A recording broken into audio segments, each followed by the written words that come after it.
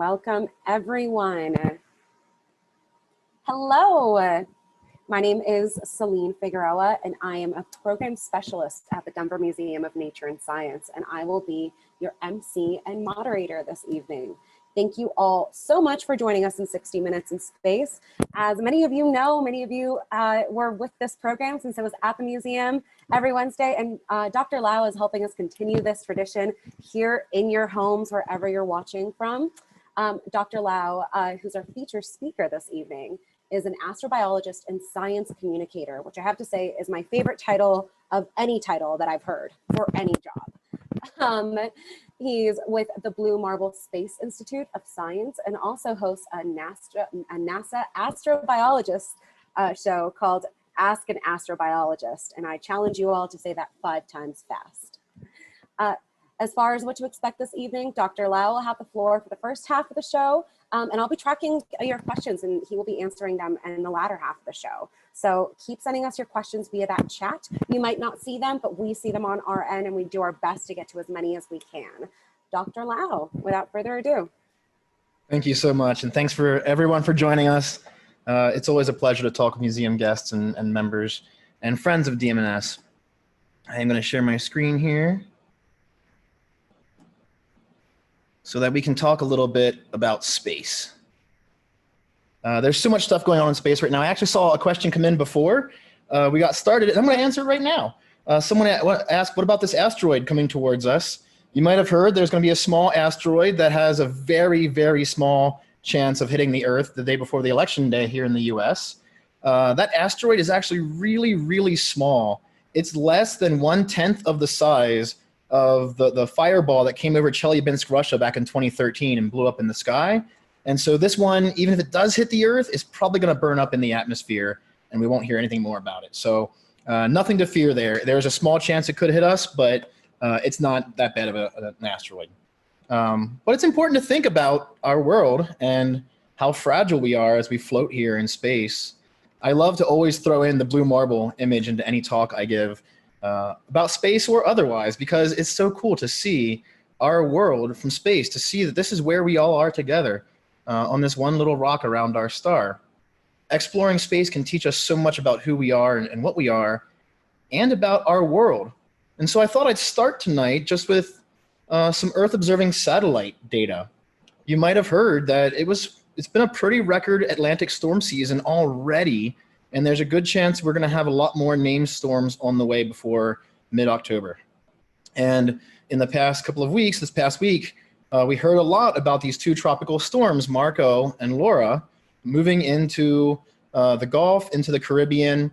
They've brought a lot of rain and some destruction, unfortunately, along with them. But we have very good satellite data, too, to help us monitor and understand how these hurricane systems, these storm systems work. You might have heard that as of this morning, Marco has made landfall but has broken apart. And so it's actually bringing a lot of rain down, unfortunately, in Georgia and Alabama. But it has broken apart, so it's no longer a major storm of interest. But down in the lower corner of this image, and this is an infrared image, by the way, from a satellite, down in the corner, you can see that other storm. And here you can see it even better.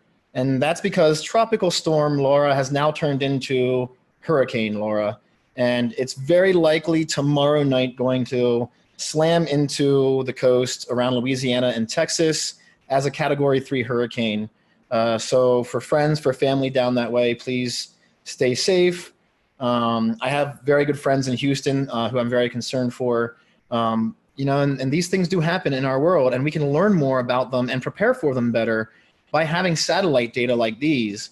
And one thing I love in these images, again, this is infrared. This is using infrared light to look down at these storm systems. One really cool thing that you don't hear a lot about hurricanes is that on the very top of them, they get really, really cold. So hurricanes tend to intensify in the Caribbean and in the Gulf because they have a lot of warm water in the Gulf. It's way warmer than out in the Atlantic Ocean. And that warm water is really what helps the storm system to get its energy, to get itself spinning. But at the very top, it's actually drawing down really, really cold air from the atmosphere. And so before I move on, in these pictures, that color scale right there on the bottom, that is a temperature in degrees Celsius. So you can see, as of this morning, in the very center, at the very top of Hurricane Laura, it's getting close to like -80 degrees Celsius, about -65-ish or so Fahrenheit. That's really, really cold air being driven down into the center of this hurricane as it spins that warm air from the ocean surface up and around. And so there's so much we can learn about hurricanes, again, to better prepare ourselves for these large storm systems and what they mean just by having these data from space. Obviously, there's other things going on right now in our country, and those of us out here in the West especially know well. We've been dealing with some really cloudy skies lately. I personally have some allergy issues, and I've been having a hard time being outside walking my dogs. I'm sure many of you felt the same way. And we've had some beautiful sunsets because of all the dust in the air. But also many of us now know people who've lost homes, who've been displaced due to these fires out here in the West.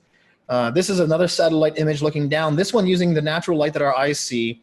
And here you can see all this brownish looking coloration of stuff is smoke in and around California, and then from our fires over here in Colorado as well. And using not just our satellite data, but mixing those data we have from space with other data from the ground, from aircraft and other observations, we can actually get a better idea of how much burning is actually going on and how much of this soot from these fires is actually going into the atmosphere. And so what this image is showing us is a scale of black carbon concentrations inside of a little column of air. So from the whole atmosphere going down, within the size of a square meter here in this case, it's 10 to the -5 kilograms per square meter. That didn't seem really nice and straightforward to me though, so I did a little, they call it a back of the envelope calculation this morning. That's about 57 pounds of carbon, of soot, 57 pounds of burning soot per square mile.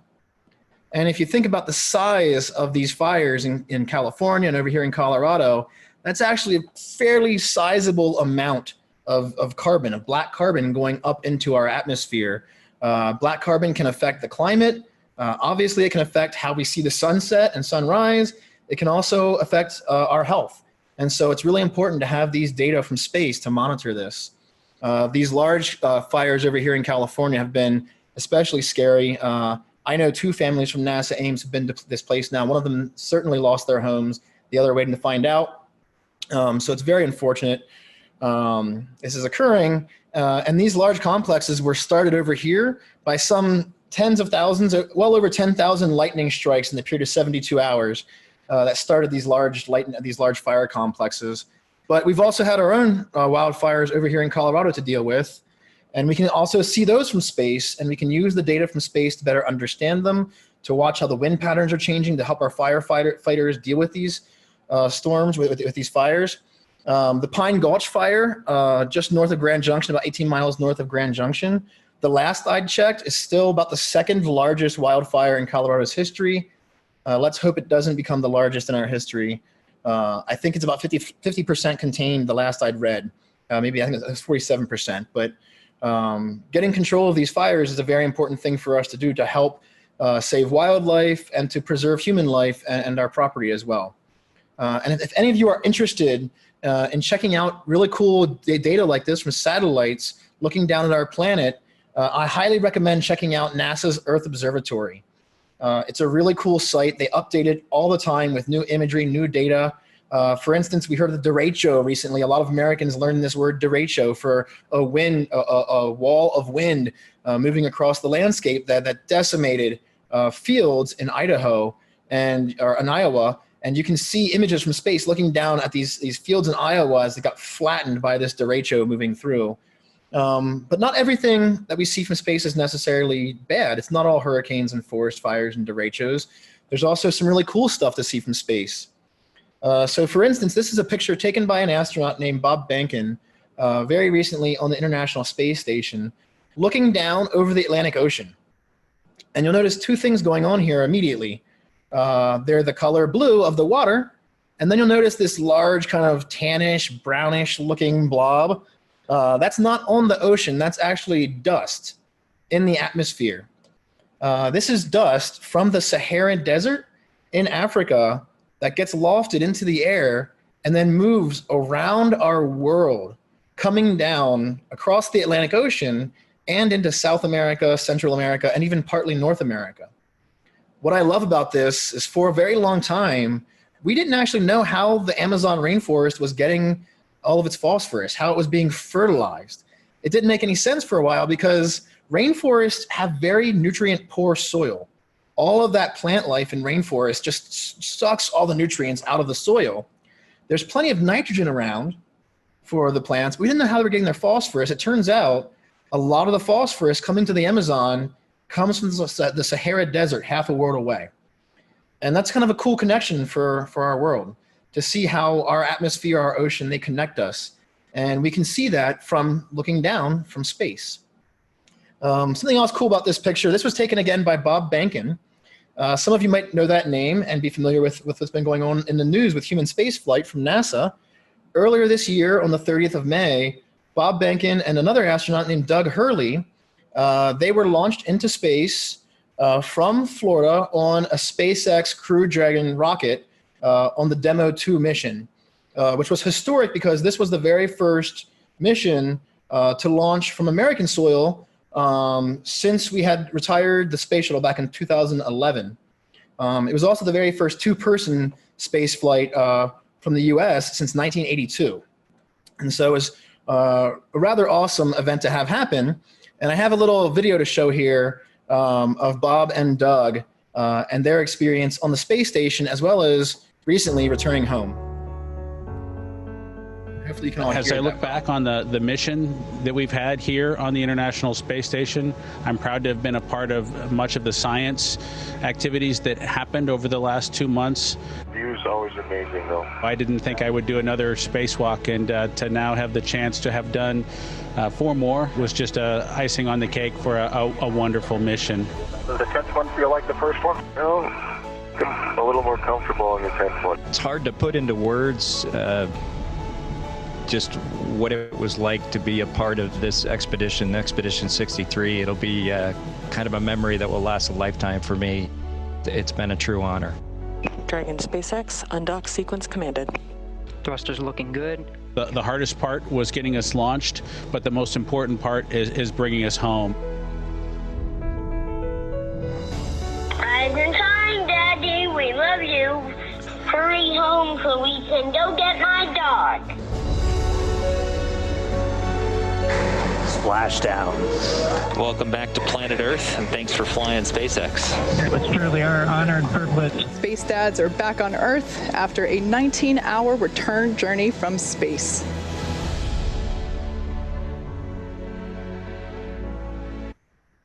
That's so cool, right? They did a bunch of awesome science on the ISS, but their main mission was really to test this spacecraft, to test it on launch, as well as testing it on the way back down. And for those of us who are space nerds and we love all this really cool space stuff about human space flight, this was the very first splashdown of a US rocket, of US astronauts in 45 years. So for the space shuttle, we were landing the space shuttle. It was gliding down and then landing on runways. Whereas this is the very first time we did this in 45 years, which is pretty incredible that we're now kind of getting back into this level of space flight as well. But it wasn't just a really big summer for human space flight. We also had some really huge stuff happen in robotic space flight as well. So on the 30th of July, fairly recently here, we had the launch of the Mars 2020 mission, taking the Perseverance rover to Mars. This is the very first mission to go to Mars since the Viking landers that is specifically going to be looking for signs of life, past or present, on Mars, which is really huge for people like me. I'm an astrobiologist. I want to know, are we alone in the universe? What is life? And figuring out if there could be other life or has been other life in our solar system is a big part of that, which makes this mission really, really cool for people like me. But there are also 2 other missions launched to Mars here this summer. On the 19th of July, we launched HOPE, which is a United Arab Emirates Space Agency mission. And also Tianwen-1 was launched by the Chinese National Space Agency. So China, UAE, the US, all launching these spacecraft to Mars this summer. So Mars is going to really become far more of an international endeavor now too, trying to explore and learn more. The HOPE mission which, by the way, something that you didn't hear in the news probably, the HOPE mission is an orbiter to go around Mars, and it was mostly built here in Colorado. So there were 3 American universities that participated in helping to get this mission together. And one of them was here in Colorado, University of Colorado in Boulder, and the Laboratory for Atmospheric and Space Physics helped to build most of this robot that's now going to Mars to do some really cool science in orbit, to learn more about the Martian atmosphere and its history. Tianwen-1, it's going to be a 3-part mission. So it has an orbiter to go around the planet. It has a lander that has science instruments on board, and it has a rover that will go out and do some really cool science as well, trying to understand the Martian geology, to look down using ground-penetrating radar into the Martian subsurface. So lots of really cool things going on here. But 3 missions launched in a 2-week period. Within 11 days, we launched 3 missions to Mars. That by itself was actually pretty huge. We've never done that before. And so that was pretty cool. And you might wonder why. Why did we launch 3 missions in less than 2 weeks? That seems a little bit, strange. But it has to do with how Mars and the Earth orbit the sun.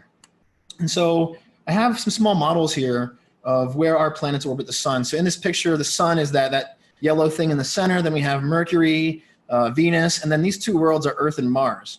And this is back in the 27th of July in 2018, so just over 2 years ago, when Earth and Mars were at a phase called opposition.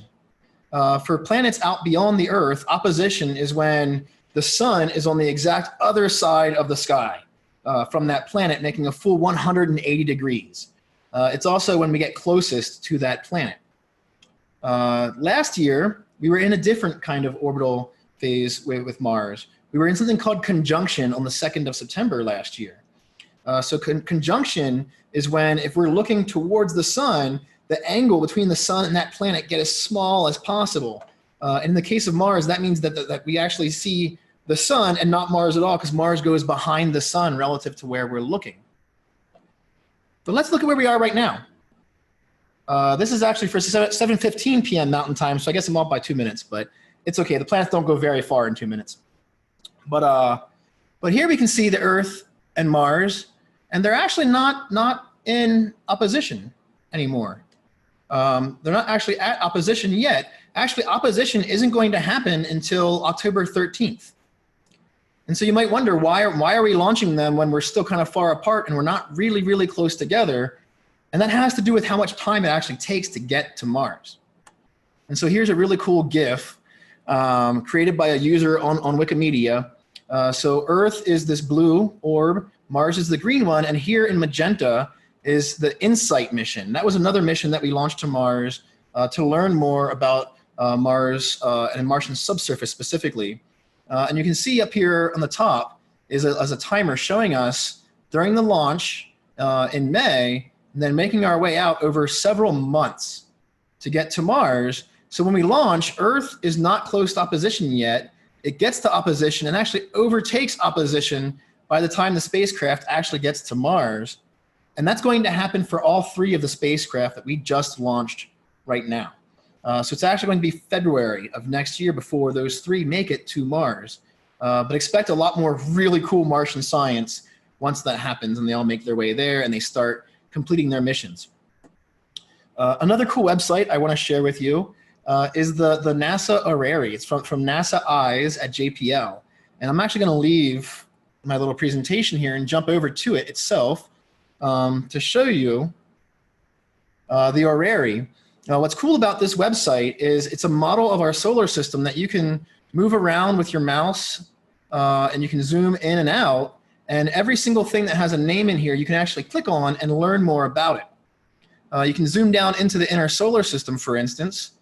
And if you get really close to Earth, you can actually see they have Mars 2020 on the ARari here, right beside the Earth. So it's barely gotten away from us. It still has quite a ways to go before it makes it out to Mars in February. But if you come to the ARari and you click on Mars 2020, you can learn a lot more about the mission here, or you can also click on this Read More. And it's worth your time to go explore all these because there's so many cool missions and so much cool data to find here. But this will give you a chance to learn a lot more about the mission, where it's currently at in space, how far it is from the Earth, how far it is from Mars. There's so much more cool information here on the instrumentation and all of that stuff that we're taking to Mars. So definitely worth your time to check out the ARari and explore a little bit. I have these GIF images here. ARaris, in case you didn't know, they are these models of solar systems that we create.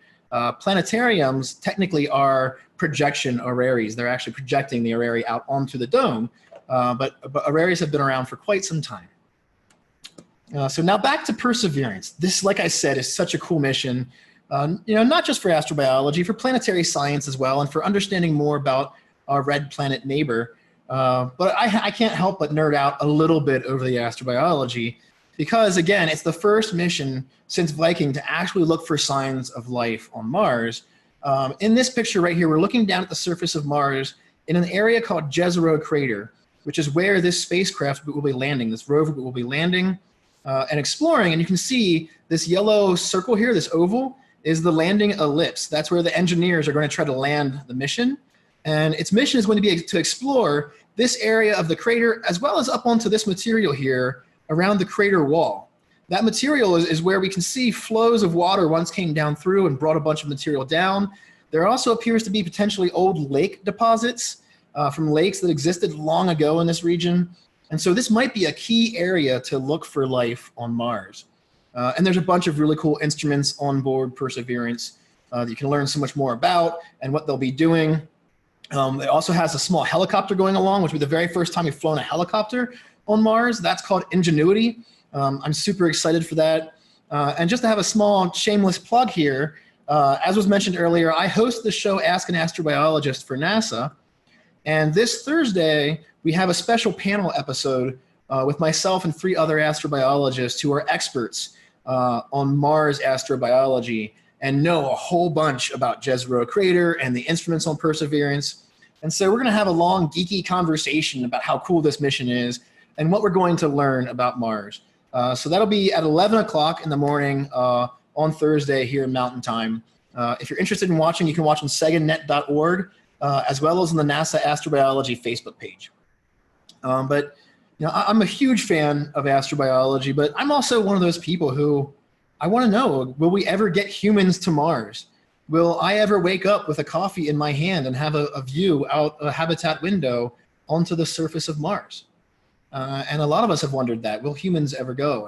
And if and when we do, how will we get there? How will we live there? What will we eat? So many questions. And so one of the first ones we can talk about right now is how do we get there? It's not like an astronaut can just stroll off the Earth and walk over to Mars. It actually takes a good bit of energy to get all of the materials we need to Mars for humans to be there. And so I thought I'd share a little bit with you about the kind of rockets that we're currently considering for getting humans to Mars. This image was created by a guy named Tim Dodd. He also goes by the name The Everyday Astronaut. And I'm not going to talk about everything in this picture. So if you're interested, you can find it at that link in the very top at everydayastronaut.com, SLS versus Starship. Tim has so much awesome information about rocketry and about current space exploration, both human and robotic. It's worth checking out his site. He's also a super geek for space, so I'm sure you'll love him. These are 4 of the super heavy lift launches that we can consider, both in the past and moving forward. So the Falcon Heavy on the far left there, that's flown 3 times so far in space, and you might remember it from back in 2018 when it launched Elon Musk's Tesla Roadster into space along with Starman for a very cool PR stunt. And if you are interested, you can actually check out whereisroadster.com, and it will actually show you where in space right now the Tesla Roadster is at. It's actually in an elongated orbit that comes back towards Earth and then goes out slightly past Mars and back around again. But that Falcon Heavy, we've flown 3 times so far, and it can get a good bit of material into space. It launched a Tesla into space, but it's actually not yet quite heavy enough really to get humans to Mars, the way that we think of getting humans to Mars, of getting many people, like a group of 5 or 7 or more, to Mars with enough food and materials to support themselves for perhaps a 1 year or 1.5 year mission on the surface. This next rocket is the Saturn V. That's the rocket that took humans to the moon for the Apollo missions. It flew 13 times. 10 of which were crewed. And this rocket had a lot of power. So here in red, you see the amount of thrust. That's how much force is coming out of the back of the rocket, pushing material inside into space. And here you can see in yellow is LEO capability. That's low Earth orbit capability. How much material can we get into low Earth orbit around the Earth? And then in the light blue is how much material can we get to the moon, to this TLI. It's called a translunar injection. And Apollo, the Saturn V's for Apollo, could carry quite a lot of material. Nearly 50 tons could get to the moon. And that was important, to get our spacecraft to the moon. We had 2 spacecraft that were going there, one that orbited around the moon, the other was the lander that went down, and they met back up. But it was also extremely expensive. So in the green right here is the price tag per launch. That's $1.2 billion per rocket launch, which is a lot. It's very expensive. And if we want to get humans to Mars and keep exploring space, we need to find ways to do it cheaper than that. Because part of why the Apollo missions ended, part of why Americans lost interest is because we were paying a lot of money to do this, and it was hard for us to continue justifying it, unfortunately. And so these next 2 rockets are ones that are currently in the works. So Space Launch System, or SLS, is a NASA-based mission, a government-based mission to develop a heavy launch rocket that could potentially get us back to the moon for Artemis, as well as out to Mars. This one, though, is unfortunately still fairly expensive. Now, another spacecraft that we're all kind of really excited about is the one that SpaceX is working on right now called Starship. One reason that this green price tag box right here is way lower for Starship is that the intention is to make it rapidly reusable. That means we can reuse the rocket over and over again, and so the cost comes down per launch because we're reusing the rocket bodies. And also, the idea for this rocket is to fuel it in orbit before then leaving orbit of the Earth and going off to the moon or to Mars. And so we'd actually have 2 starships launching up, one of them carrying our payload of astronauts and materials for Mars, and the other one just full of fuel to fuel up the rocket. Because when it comes to doing space exploration, we are always limited by fuel on our rockets. Often about 85% or more of the rocket's mass is fuel, because we need a lot of fuel to push stuff away from gravity, pulling it back down. And the more that we have to burn fuel, the more fuel we need to burn. And the fuel itself has weight, and so we're pushing against that weight. And so we have this vicious cycle where we need more and more fuel to get more and more up into orbit. But Starship is very cool and has had a really interesting summer for a lot of us who follow SpaceX and their work on this rocket. So for a quick personal story, I grew up in southern Pennsylvania. And one thing I saw a lot growing up as a kid who was super interested into space were silos around farms, all these silos around barns. And my young mind quickly went to imagining these things launching into space, to taking off like rockets. And so I have to say the development of Starship this summer, in some ways, kind of let me feel my childhood dreams all over again. So I have another video to share with you. This one is from a very recent test flight of what we call a hop of the SN5 test model of Starship. So it's just in testing right now. You'll notice it looks like a silo already. It looks like a farm silo. It doesn't have a nice aerodynamic cap or big fins sticking out because they're still testing a lot of things on board. And in this video, you're going to watch this thing for the first time go up, about 500 feet in the air and go sideways and then come back down. And it's a really, really cool test of this rocket. 3, 2, 1.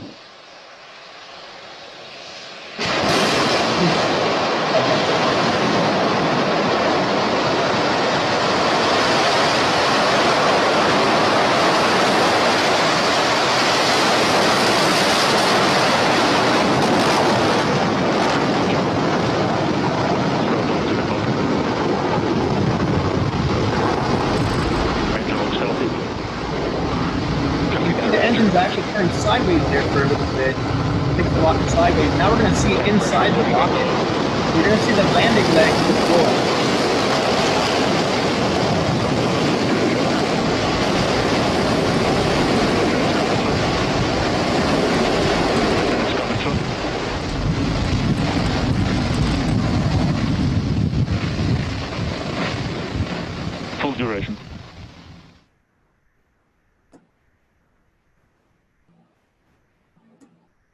So cool, right?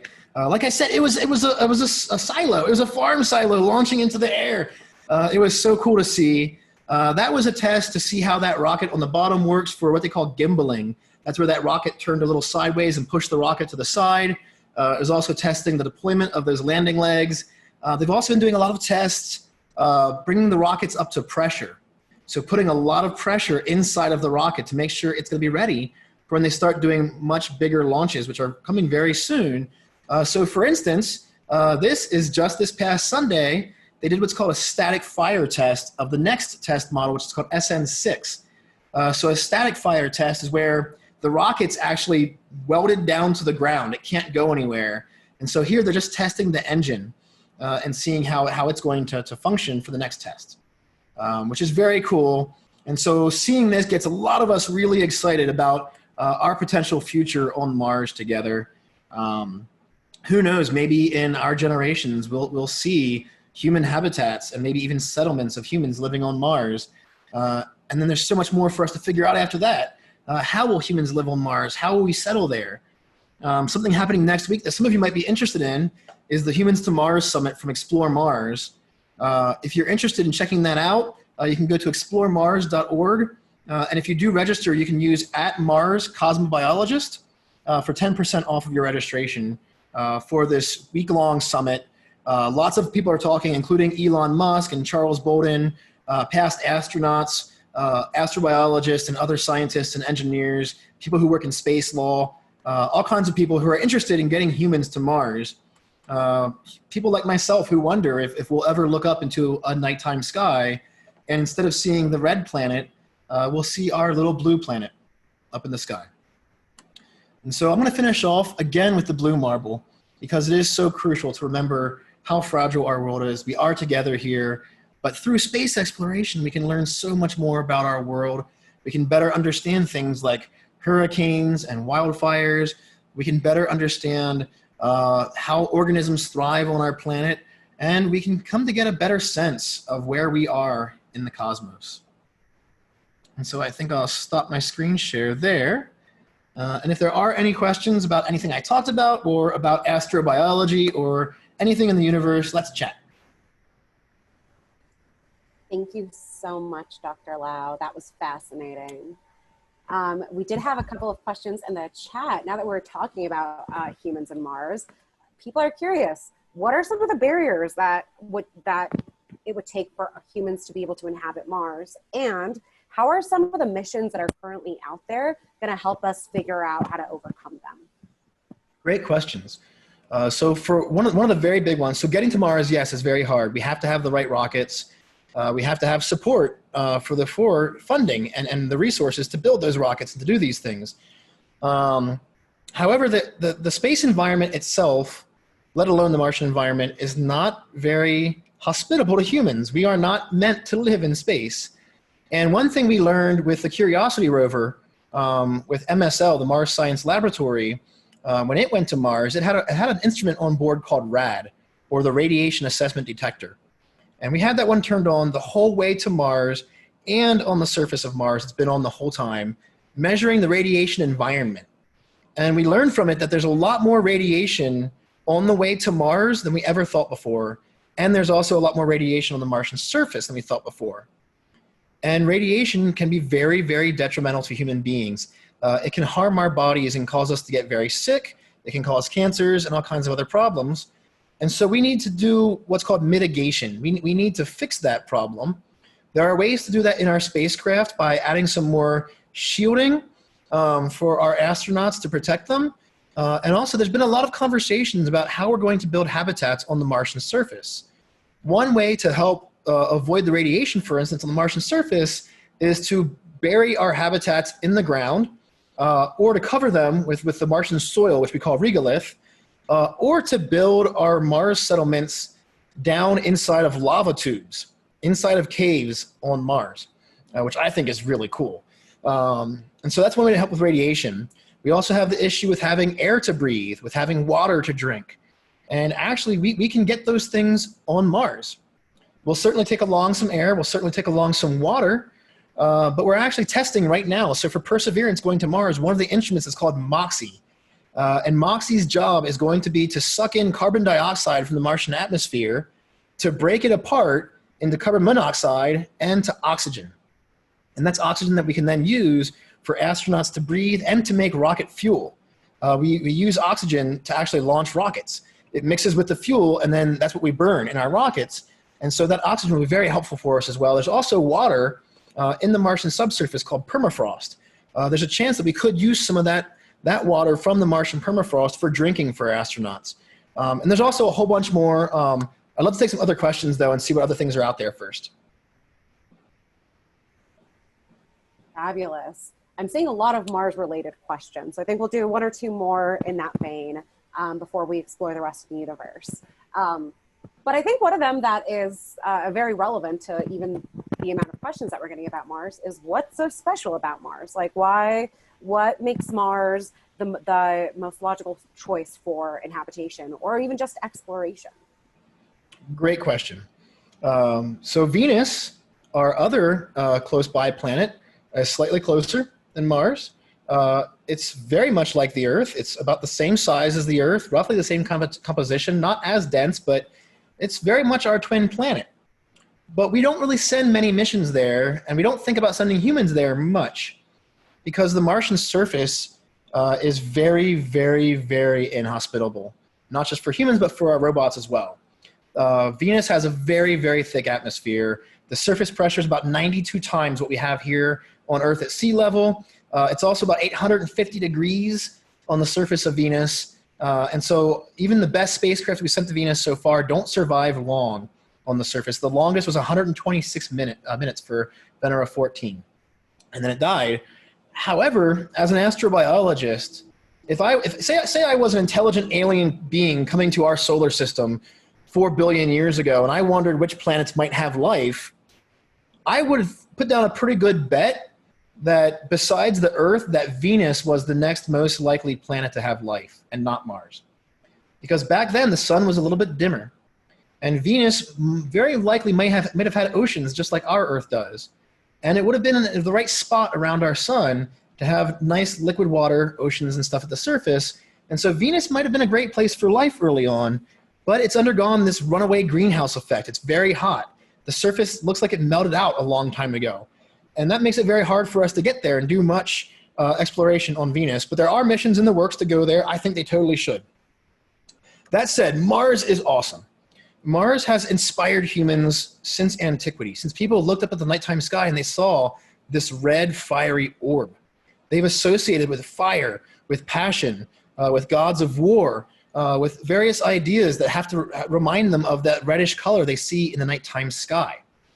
And even in our earliest astronomical investigations of Mars, we started wondering lots of things about this world that's so close to us and whether or not there could be living things there. For instance, famously, Percival Lowell back in 1895, who was a self-funded astronomer using a telescope at Lowell Observatory in Arizona, thought he saw canals where some Martian beings were moving water from the poles down to the equator to survive on Mars. And a very famous science fiction author read that. His name was H.G. Wells. And then he went to work and wrote a book called The War of the Worlds, which practically launched all of alien sci-fi, really. We had science fiction long before that, but now we had this idea that there could be aliens next door. And so that really launched us into this whole world of wanting to know more about whether or not there were aliens there. And there are old movies from the 1950s and things where humans go to Mars and there's a whole alien species living there and intelligent beings there. But our exploration of Mars has shown us that that's not quite the case. And yet the more that we learn about it, the more intriguing it gets, because even though, like I said, I think Venus was the more likely spot, early Mars, we know now for sure, had lots of water, likely had a much, much, much thicker atmosphere, and might have also been a place for life to exist in our early solar system. There's this idea in astrobiology called panspermia. It comes from the idea of seeds being everywhere. This is the idea that life can transition from one planetary body to another, perhaps in an asteroid, a meteorite, for instance.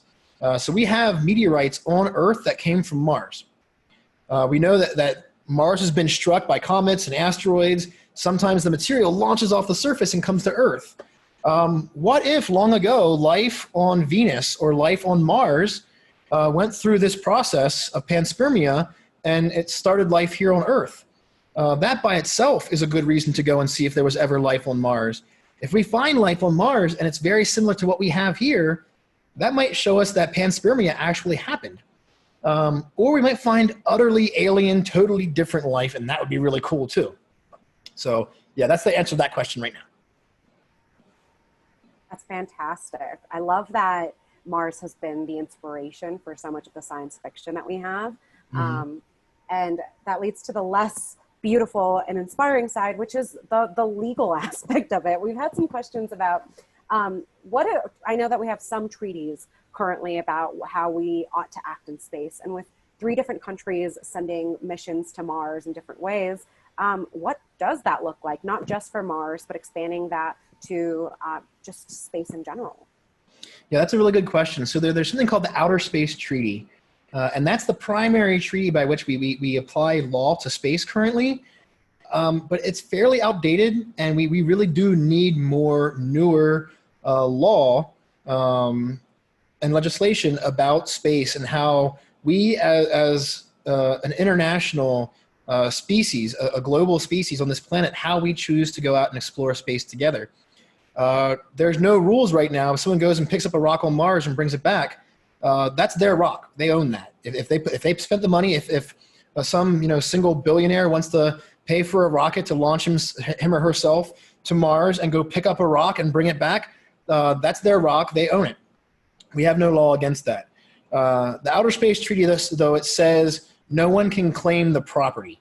So no one can say, I own this area of the moon. I remember back in the 90s, it was really popular for early websites to try to sell you a plot of land on the moon from people who had no legal right to do so, and really just scamming a lot of people. Yeah, no one, according to the current Outer Space Treaty, no one can own anything in space that wasn't sent into space from Earth. So UAE, they own Hope. China owns Tianwen-1. We own Perseverance, but we don't own Mars. No one can claim to own anything on Mars. However, there's a lot to be discussed in space law. It's a growing field. One really cool idea that I think I support a lot is the idea of planetary parks. So say we start sending humans to Mars and we start doing more astrobiology research, sending more robots to Mars. Should we start setting aside some preservations, basically national parks or national wildlife areas on Mars, that we say together as humans that no one's going to go there, that we leave that alone, that's Mars. And we'll let Mars be Mars in that area. And I have to say, I kind of like that idea. I think it'd be nice for us to be forward thinking in our exploration, which, as many people know, hasn't always been the case. When we've gone out exploring in the past, many times we've stripped resources, we've come upon other people and we've harmed them. And so it'd be really, really important, I think, if we have a better plan for how to preserve future Mars before we start really sending lots of humans there. I think that's a fantastic idea. And on that note of preservation, so thinking about environmental impacts, and I don't know if environment is the right choice of words, given that space doesn't necessarily have that, but looking at things like space junk, what do norms look like? Like what does the impact on space, given with that space treaty, who's responsible for the stuff that they leave there? I hate to say it, no one is responsible. So much like the early mining history, so for others who are here in Colorado, but also around the American West, you might know that we have tens and hundreds of thousands of mines, and a lot of them were heritage mines that were created at a time during like the gold rush here in Colorado in 1859, in California, 1849. We have a lot of these heritage mines that were built long ago before we had any regulation over how mining is done. And so a lot of those heritage mines, it's up to us, the people, to take care of any environmental impacts that have been left behind by those mines that no one really claims credit for anymore. And so we now do that. We now have to go out through the EPA and other organizations and try to clean up some of this mine waste that we're creating. And unfortunately, right now in space, we're kind of in a similar boat with space debris. And so real quick, this space junk idea, it's the idea, so in low Earth orbit, in orbit of the Earth out to around 1,500 miles or so above the Earth, is this area of low Earth orbit, and that area is getting more and more crowded all the time, especially now that SpaceX and some other groups are thinking about launching, and actually have already started launching with SpaceX, these large constellations of satellites, groups of tens and hundreds and eventually thousands of satellites in orbit together that have a really beautiful idea of sharing the internet around the world, of bringing accessibility, democratization of internet and information around the world could be so powerful for everyone to bring more people and more perspectives into the global conversation online. But it also means that we are now launching more and more and more space debris at a greater and greater record. Also, currently there's a lot more militarization of space going on through, in the US, we now have Space Force, which actually is a response in some ways to the fact that other nations are also ramping up their capabilities in things like anti-satellite technologies. Ways of launching missiles, for instance, to destroy satellites, for instance, to take out telecommunications abilities and things like that, and GPS, location satellites. And a lot of us are getting worried. There's this idea called the Kessler syndrome. It's this proposal that what happens if we break apart some of this debris in space and it starts a collisional increase where one piece hits another piece, which breaks apart into two pieces, that hits both of those, hit some other pieces, they each break apart in two pieces, and we start having this cascade of debris breaking apart and hitting things that was famously shown in the movie Gravity. Even though there were many scientific flaws in that movie, it was still interesting to have a presentation of it. This is quite possible still, especially with more and more space junk going up. And so in space law, it'd be really cool if we could figure out who is responsible for that. There are some really cool proposals in the works for cleaning up our space junk. For instance, satellites that would go out and pick up the junk and carry it back or deorbit it on purpose. And so I'm hopeful for those things as well. I think those are fantastic proposals as well. That does tie into one of the questions that has been asked a few different times in a few different ways that I'm hoping that you could help us with. When thinking of how to clean up the solution, or even just how to explore space, is there a way to do that that doesn't rely on fossil fuels? So there was a question surrounding, like, is nuclear fuel a possibility, or are we exploring any alternative fuels for that? Love it. Yes and no. So first off, we actually do use radioactive materials in space. So our spacecraft that we send out to Jupiter and to Saturn and beyond, they will have little pellets of plutonium on board to power them.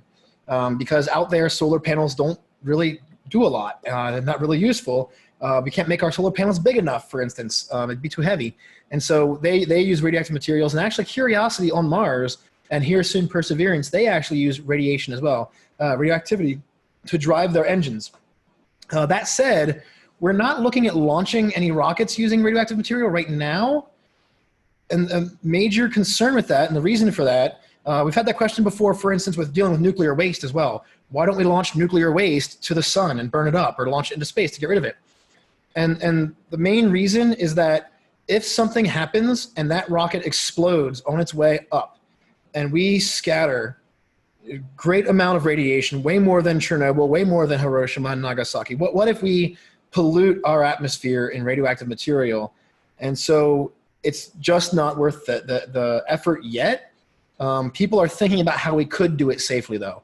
And so there are people who are thinking in that realm. There are lots of other proposals as well, things like a space elevator, using something like a carbon nanotubes to build a space elevator out into low Earth orbit, and then using an elevator to just take us up into orbit. It'd be so cool. And there's lots of other ideas out there that require a lot more support and funding. And that's a big thing right now. Getting into space with chemical propulsion, which is how we use fossil fuels, we use rocket fuels, that's called chemical propulsion. It's basically lighting a firecracker, lighting a rocket, and then stepping back and letting it go. With a little bit more technological guidance, but it's basically the same process. Right now, pound for pound, dollar for dollar, it's the cheapest way to do it by a landslide. That's not to say that we should not invest in these other technologies, but currently it's very difficult for us to argue to national budgets around the globe that we need more investment in these alternative sources for getting into space.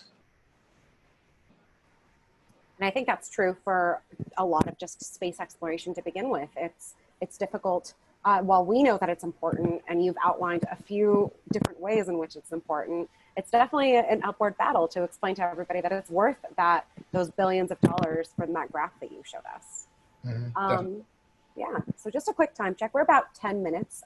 We have about 10 minutes left for this conversation. Keep sending us questions in that chat, and we're going to get to as many as we can. We did have a question earlier on about orbits. So you were showing us that really cool GIF, and I appreciate that you said the word GIF and not GIF. That is a small hill. But somebody asked if all planets orbit the sun on the same plane, or if they have different planes. What does that look like? Oh, that's a really fun question. Because oftentimes, you know, in school, it's easiest to start learning about orbits by talking about circles and how things orbit the sun in circles. And then we can start talking about ellipses and how we're actually orbiting the sun in ellipses. And orbital planes are similar. A lot of times you see pictures of orbits, and it looks like everything is in one flat plane. And even though we do actually have a plane of our solar system, that plane is the average of all the planes of orbits of our worlds. Most of the planets, all the planets are orbiting fairly close to that plane there. There's not much tilt. There's a little bit for each of them, but not a lot. So there are fairly flat, but they all have their own little tilt a little bit. But one of the reasons that astronomers and planetary scientists had issues with now a dwarf planet Pluto for so long was that Pluto is very tilted. That's one of the reasons. There's several others, but Pluto's orbit is actually very inclined relative to the sun. And so it kind of goes way up above the plane of our solar system and then kind of down below again and comes back around. That's a really cool question, though. There's a lot to learn about how our worlds orbit around our sun, how our solar system orbits around the galaxy itself. It's really cool to study.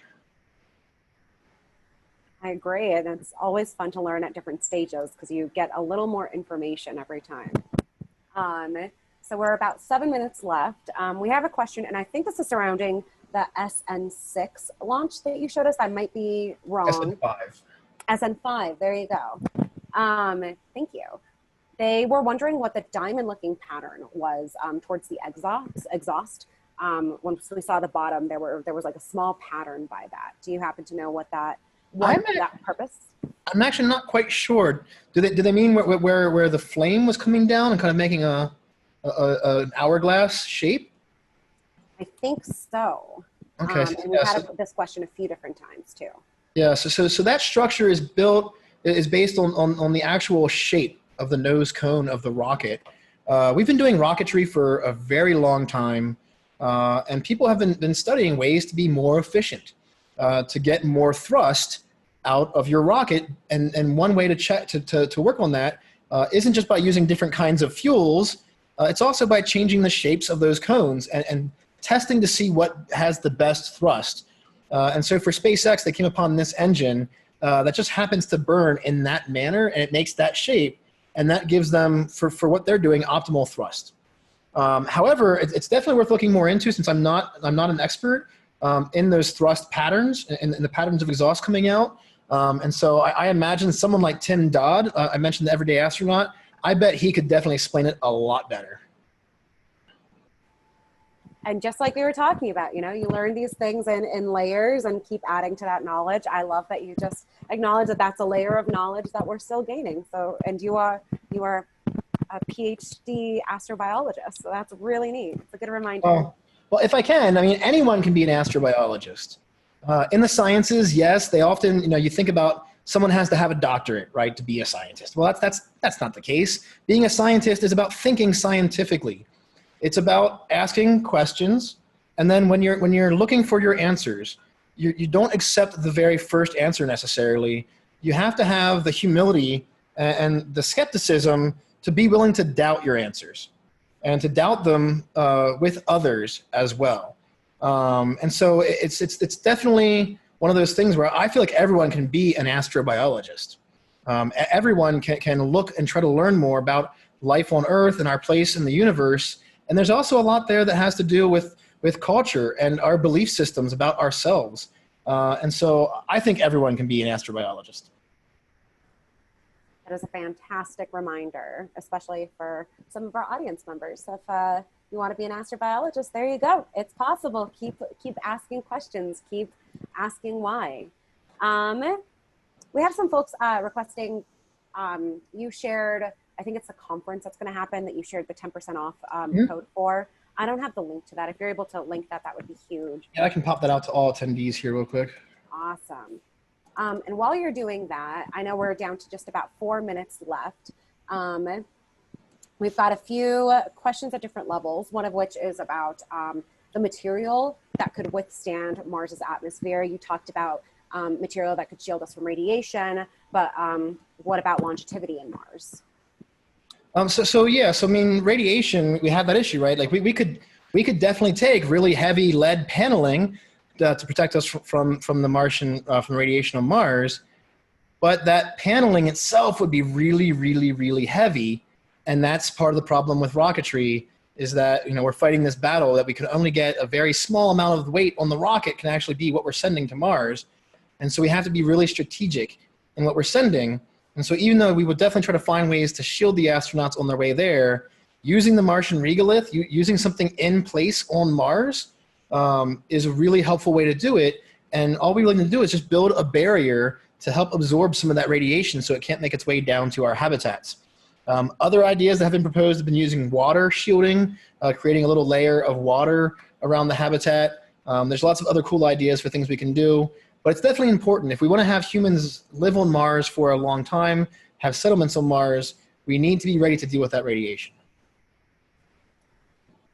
That's a great answer. And actually, Kenneth, I can't see your entire last name, Kenneth, my apologies. But Kenneth, who was or is a rocket scientist, said that to answer the question about the diamonds that we saw, they're shock diamonds, and they're the result of shock waves in the exhaust. Awesome. Yeah, we have a lot of really great aerospace engineers here in Colorado. Thank you, Kenneth. All right, well, it looks like we're right about time. I wanted to say thank you so much to Dr. Lau for leading us in this journey through space. I learned so much. I really enjoyed my time. Thank you so much to all of our audience members for tuning in and for your fantastic questions. Yeah, thanks everyone for joining us. Appreciate it.